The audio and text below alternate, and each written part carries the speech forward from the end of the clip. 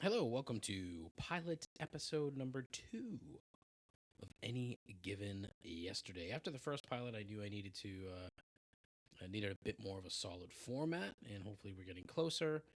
This is going to be a similar kind of setup from the first pilot, where I'm just putting it up, and then I'll tell people that it's there, but only people that listened to the previous show. I'm not really going to introduce this until I have an actual solid format. But yeah. So what we're going to try to do today is, kind of break this up a bit, some segments here and there. Like the term segment, I don't particularly care for it. Section, I don't know, section or segment or whatever. But I'm liking I'm liking the setup. See this, but that's the problem. I just got to say I like the setup. I talk with my hands a lot more.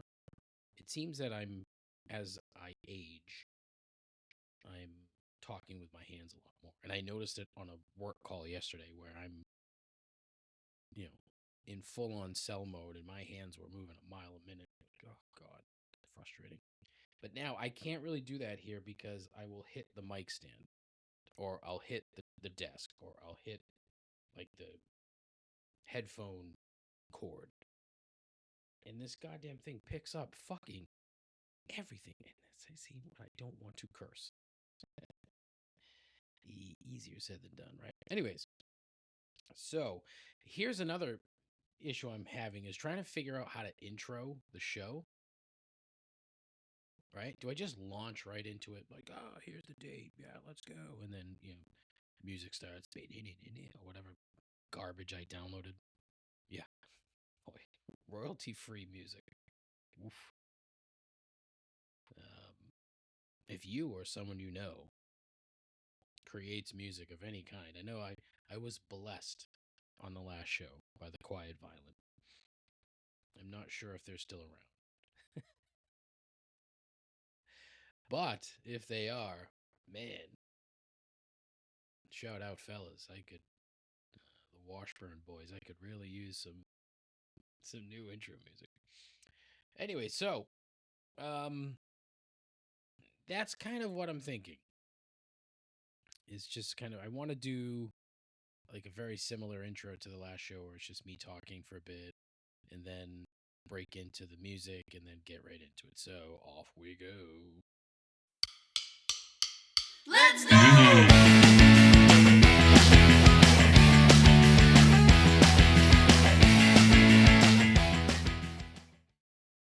All right, what's up? What's going on? Welcome to Any Given Yep Any Given Yesterday. Hmm.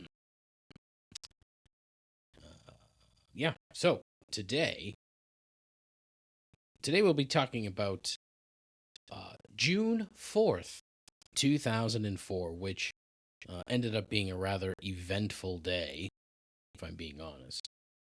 2004 as a whole, great year. Obviously, first and foremost, the Red Sox finally broke through and won the World Series in truly epic fashion. Good stuff. Enjoyable. We'll get to a little bit more of that on the back end here, or the latter portions of the program.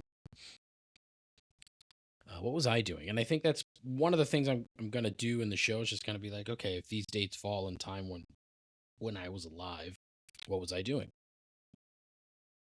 Because again, it's my show, and I like to talk about myself behind a microphone. I'm a bit of an egotist when I'm sitting in proximity to a microphone. If I can remember correctly, I was working at Strawberries that summer. I'm pretty sure I was. Slinging CDs and DVDs, video games, and younger women. Yeah, that's right. Shout out for you, boy. Working in a record store was awesome. Cool as hell. It wasn't like Empire Records or anything, but it was, it was just cool to be like around music and talk about music, and it was enjoyable for the most part. It was enjoyable. The corporate side of it sucked, but it was a fun vibe for a while. Met a lot of great people. Um, but yeah, good stuff. Anyway, so we're gonna talk about some of the shit that happened on Friday, June 4th, 2004. Okay, and we'll get to the sports stuff later because there really wasn't much, but I do want to talk about that a little bit. But there was one big event that I was not at all familiar with. And it happened in the small town of Granby, Colorado. Now, 2004 wasn't that long ago. It's only 22 years ago. So, in the grand scheme of life and the grand scheme of things, relatively recent. Okay. And so, the fact that I wasn't intimately familiar with what happened in Granby, Colorado this particular day, I mean, not entirely surprising, and I guess it wouldn't. It also wouldn't surprise me if I got into this and people were like, "Oh yeah, I remember that." It was probably one of those things like on the national news or on your AOL news feed at the time. That was a story, a blip, and then the next day it was gone. Right, like that would not surprise me one bit. So, Granby, Colorado, small town, not it's not really near um much, to be honest. It is kind of in a, what is it closer to? It's about an hour and a half from Denver, like northwest of Denver, adjacent to Arapahoe and Roosevelt National Forest, and a little bit south of Rocky Mountain National Park. Now, on this day, June 4th, 2004, there was a gentleman by the name of Marvin Heemeyer. And Marvin apparently was a very interesting man, but he was also a very angry man. As on June 4th, 2004, he took revenge. That's right, revenge. Against the town of Granby in a machine that has become known as the Killdozer. The Killdozer. There's a lot to this.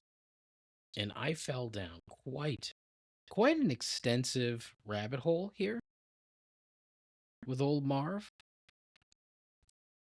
And boy, by the end of that, by the time I got to the bottom of that rabbit hole, I kind of felt bad for the guy. Um, and he was just mad. He was angry. He got kind of porked. So Marvin was an Air Force veteran, skilled welder, owned a muffler shop just outside of town. Now, from all accounts, he was a mostly normal guy for the vast majority of his life, but he felt aggrieved at one point. He made a shrewd business decision, and he purchased 2 acres of land for himself and his business at auction. Now, apparently, allegedly, during the auction, the previous owner of the land was harassing Marvin and really giving him the business. Now, look, there's so much to this story that my notes here, there's I'm absolutely certain that I've left a ton of detail out of this. Okay. Like the timeline in terms of years of when this all started. I want to say it was like 2000 maybe. Um but boy, it was just there's so no, okay. He bought the land in 1992 and he owned it for that long. Okay. So I wasn't crazy. Bought the land in 1992. Um Immediately shit started happening between the people who owned the neighboring lot and Marvin. I guess the neighbors wanted to build a concrete plant on the site because, for whatever, I don't know. But Marvin didn't like it because it blocked access to a sewer line that he needed for his business. And at the time, his property's sewage drained into a buried cement mixer. Woof. Yeah. How about that? Sewage plays a rather key part in the whole Killdozer lore. But there was so much back and forth between Marvin. Marvin like went to the town, tried to do everything in his power the right way. Tried, he filed numerous motions with the town to to fight this and to make sure that the concrete plant like either didn't get built or wasn't gonna infringe on his property, but nothing seemed to work. And apparently part of it was because the people that owned the uh, the concrete plant were tight with the town and the officials in town. Okay, and so it just dragged on and on and on and on. We're talking about 10 years ultimately from the time that he purchased the property until the time that uh he sold it. But there was so much that happened. And again, like, do yourself a favor, the Wikipedia page for Marvin Heemeyer, Heemeyer, is rather long. And if you just Google Killdozer, you're going to see the whole story. Plus, you're going to see a bunch of YouTube videos. You're going to see a movie about it from 2019 called Tread, which I'm efforting to actually see. But there's so much here. And you know what the best part is? Like, this guy ended up being like a martyr and a bit of a hero. Even to this day, like if you go to the YouTube videos, there are clips from like within the last couple of days or weeks about Marvin and all of this. But eventually Marvin got so fed up with all the back and forth and the town just basically not helping him out and not working with him and siding with the neighbor in the concrete plant that he just lost it. He's like, okay, I'm done. At some point, and I'm not able to find this, and there's probably something that I'm just missing, but he went to California in April of 2002. Okay, 2002, he goes to California and he buys a Komatsu Limited D355A bulldozer and has it shipped back to Granby, Colorado. Now, he put a for sale sign on it, like in front of his property, and didn't sell it. So it's not as if the prevailing wisdom is that he bought it for what he used it for, but I just wonder how many people actually knocked on his door and said, "Hey, I'm interested in that Komatsu." But he'd just been really struggling, and it was evident apparently in his sort of mental well-being at the time. And then eventually, in October of that same year, 2002, he ended up closing his muffler business. He sold off everything, including the property, and made a very tidy sum. But he leased a small little warehouse on the property from the new buyer, who eventually tied right into the fucking sewer line, literally a day later, mind you. But he sold everything, leased this little warehouse where the bulldozer was,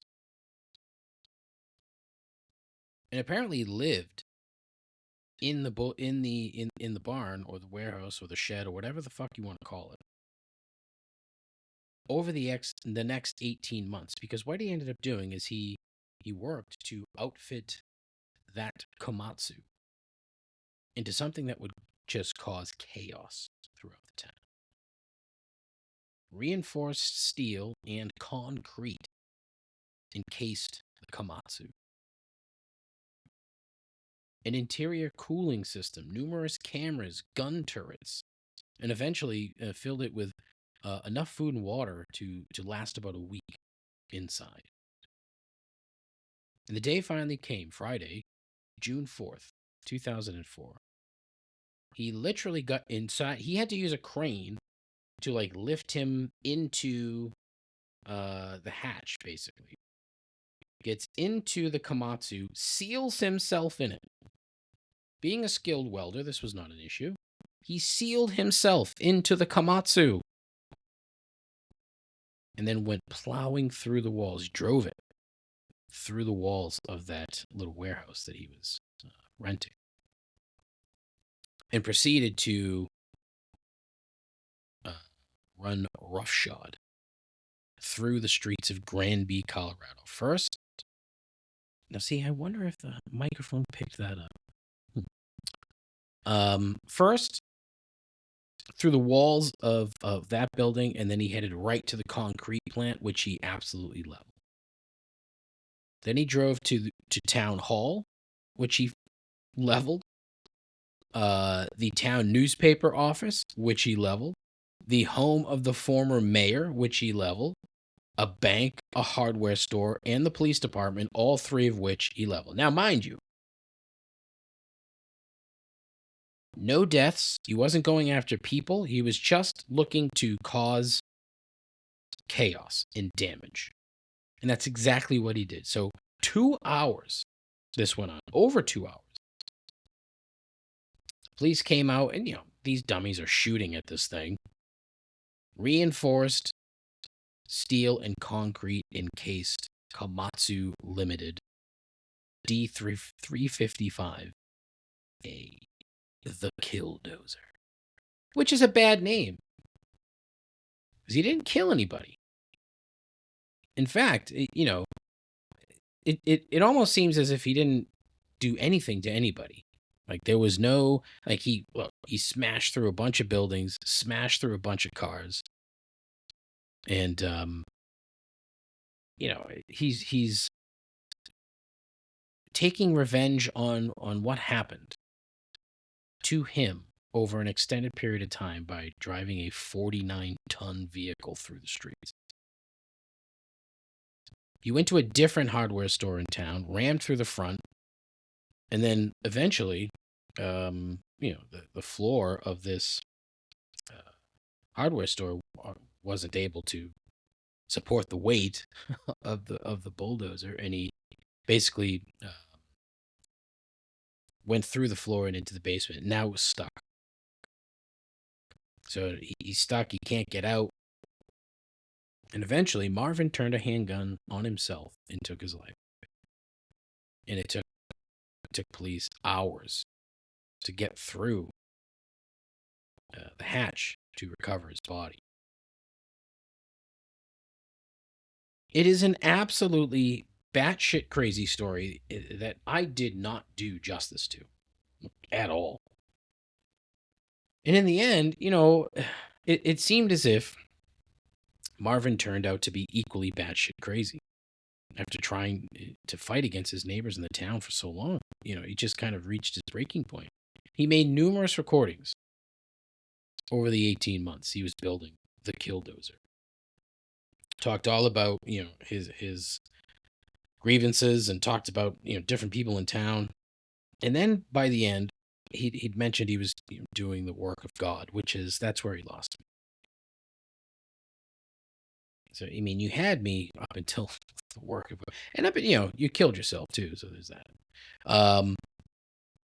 But the background tells me that he got screwed by the town on multiple occasions, and he couldn't let things go. And quite honestly, I don't blame the guy.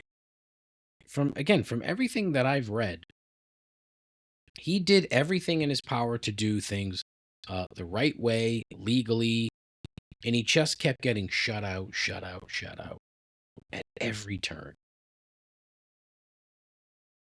And now he's got quite a following in depth as an anti-government vigilante, which, if you're into that sort of thing,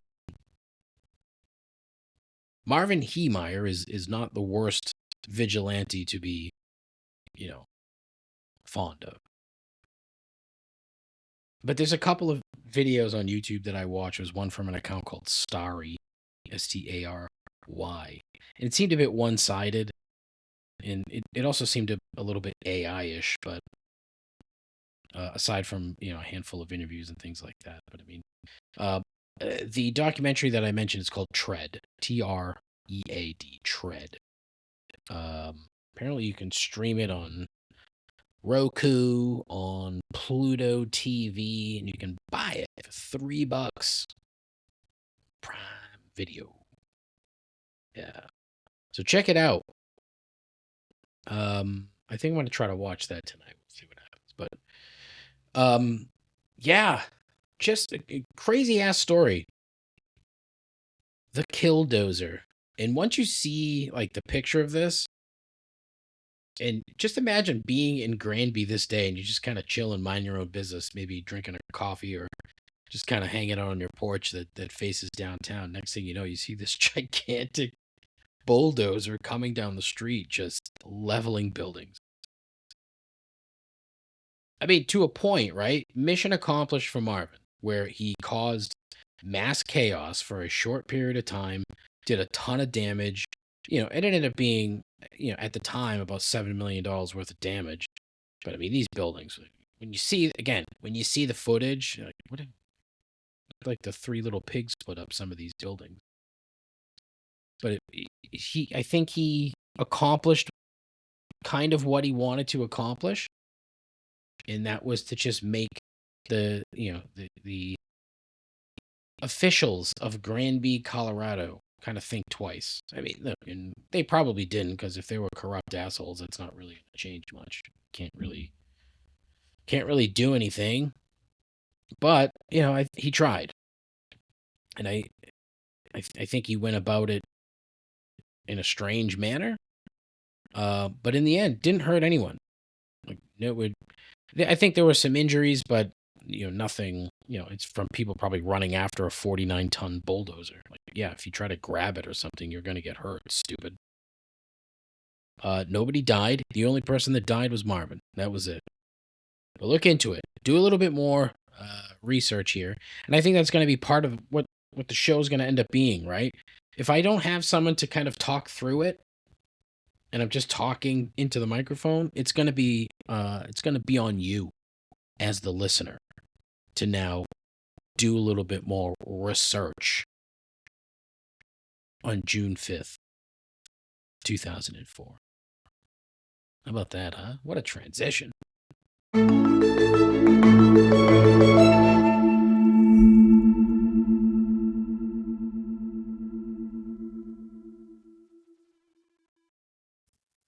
All right, so yeah, that was crazy. Go back and do a little research on Marvin Heemeyer and the Killdozer. It's a crazy story. The background, crazy. Check it out. Like, honestly, do a little Googling, or ask your AI friend, hey, tell me all about Marvin Heemeyer. And then ChatGPT is going to be like, whoa, that was a crazy story, man. I always think of AI as like just a stoner hippie. But has all the information that's on the internet in its brain. Anyways, so let's get to the dumb shit. Sports that day. Not much going on, to be honest. It was between games in the NBA and NHL Finals playoff series, so I'm not going to even talk about it because it didn't happen. Right? To me, right now, it's just June 4th, 2004. What did happen was the Boston Red Sox. They did play that day. Played a road game against the Kansas City Royals, and they lost 5-2. Yep, tough day. Tough day for the Sox. It was a Tim Wakefield start. Wake, 6 2/3, 9 hits, 4 earned, 4 walks, 4 Ks. His boy Doug Marabelli behind the plate. But yeah, not great. They lost to Jimmy Gobble. Jimmy Gobble and the Royals. Honestly, I bet it was a horrifically boring game. Because it was just you know, Jimmy Gobble limiting the Red Sox to 2 earned over 6. And then a slew of Royals relievers came in, including Jason Grimsley and Jeremy Affeldt. Closing sensation, Jeremy Affeldt. Good news, though, the game was umpired by the legend Joe West, so everyone watched him umpire. There you go. So I, obviously started the show talking about the 2004 Red Sox and just kind of looking at this lineup: Damon, Bellhorn, Ortiz, Manny, Millar, McCarty, Uke, Mirabelli, the aforementioned Mirabelli, who had a home run that day. He was 1 for 3 with a home run and a strikeout. So standard Mirabelli appearance. Pokey Reese at short. A couple of pinch hitting appearances. One from Brian Daubach, the legend, and the captain Jason Varitek as well. Now, there's a couple of things that jumped out at me in this, and this is kind of what you're going to get from box scores. So one, the guy who came in for Wakefield, right after he went out in the 7th, was a gentleman by the name of Anastasio Martinez. Okay. Anastasio Martinez, his debut was on May 22nd of that year. His last appearance was on July 2nd of that year. He pitched one season in pro ball, 11 games. Okay. 11 games, 10 2/3 innings, and man, was he not good, this poor guy. He was 2-1. He did manage to get a couple wins. His ERA clocked in at 8.44. Eek. Huh? Look at that. Of course, didn't make the postseason roster. Was part of a couple of trades. Okay. So he was initially signed as an amateur free agent, 1998. And then he got traded with Brandon Lyon. Remember Brandon Lyon? In July of 2003 to the Pirates for Mike Gonzalez and Scott Sauerbeck. Now, I will admit that I don't remember those two latter fellas being part of the 2003 team. I just don't. However, he was then traded back to the Red Sox with Brandon Lyon and Jeff Supan for Mike Gonzalez. And then this one included Freddie Sanchez. Remember Freddie Sanchez? Boy, he was supposed to be something, Freddie Sanchez. He was supposed to be an okay player. Yeah.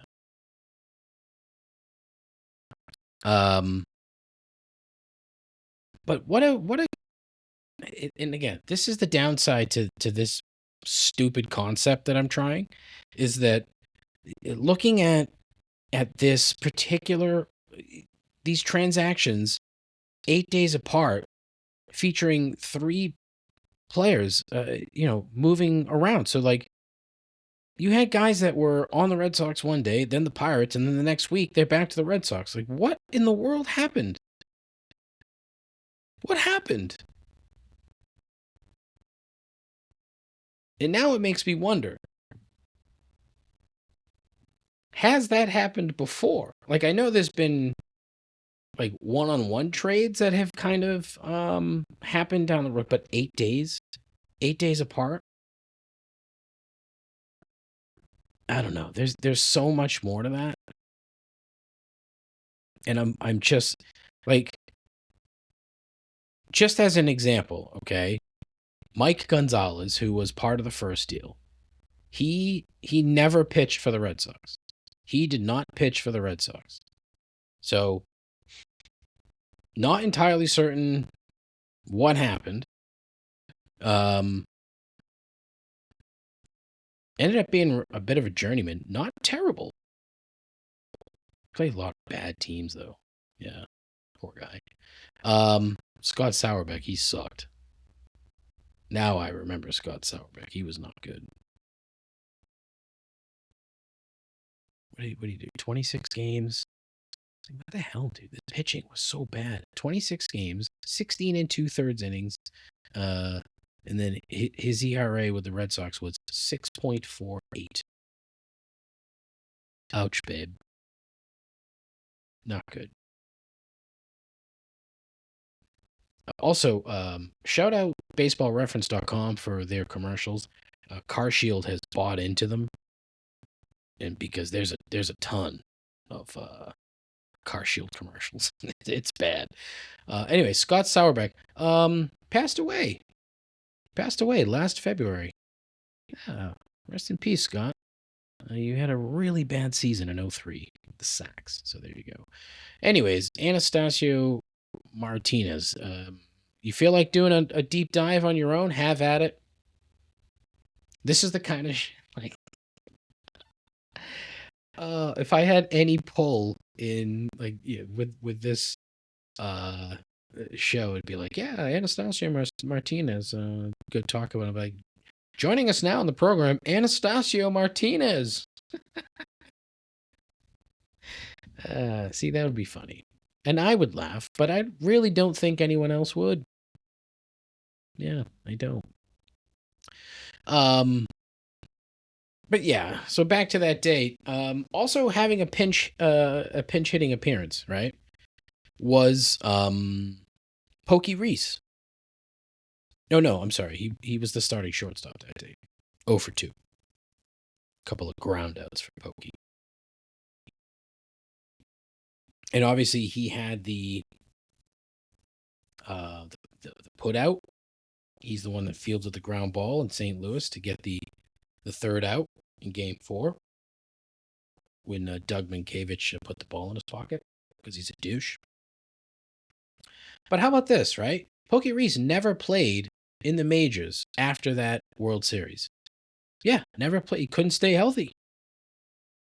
That kid was an excellent defensive infielder. He's very good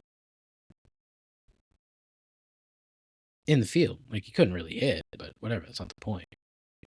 2 Gold Gloves for Pope. And really only played 96 games for the Red Sox. Didn't really do a ton. Defensive replacement, started some games. In the postseason that year, 2 at bats. 2. Yep, 1 fielder's choice, 1 strikeout. That was it for Pope. But he was in 10 games as a defensive replacement. He played a key role. An excellent little footnote in history, Pokey Reese. But get this, right? So after his career ended, he went back to his alma mater, his high school, and ended up being the head coach of the team. He owned his own trucking company. He also had 2 fiancées die in car accidents. How wild is that? Yeah, that's crazy. Anyways, shout out Pokey Reese. Joining us on the program now, Pokey Reese. I mean, I'm sure I could send him an email and be like, hey, you want to be on the show? We're talking about this day, remember? Oh, yeah, I remember that day. All these guys have unbelievable memories. They remember so much. What else happened this day? So, trying to think, who was in the Royals lineup? Oh, the Immortal, Benito Santiago, was in the lineup that day. As was Matt Stairs, Canadian legend Matt Stairs. 19 seasons, 12 teams, and extremely Canadian. That's right. Benito Santiago, 20 seasons in the big leagues.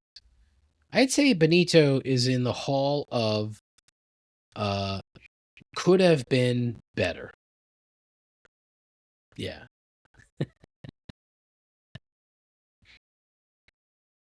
He had a very good career, Benito Santiago. When you played 20 years, you had a good career. And 2004 was his second to last season, his only season with the Kansas City Royals. He ended up playing 6 games in Pittsburgh the next season before calling it quits. Yeah, crazy stuff.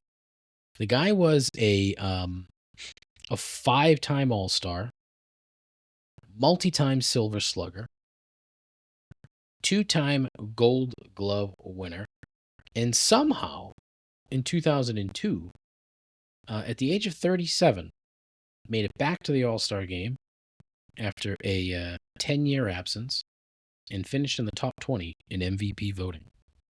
So my guess is he, 2002, little suspect.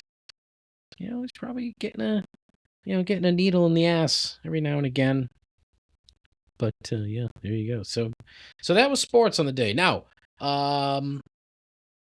in terms of just other various kind of weird pop culture things, the number one song in the country at the time was "Burn" by Usher. Yeah, okay, man. And then I asked Google and I asked AI what was the number one rock song in the country, and both of them basically said probably something from Linkin Park. I'm like, oh, that tracks. So it probably was.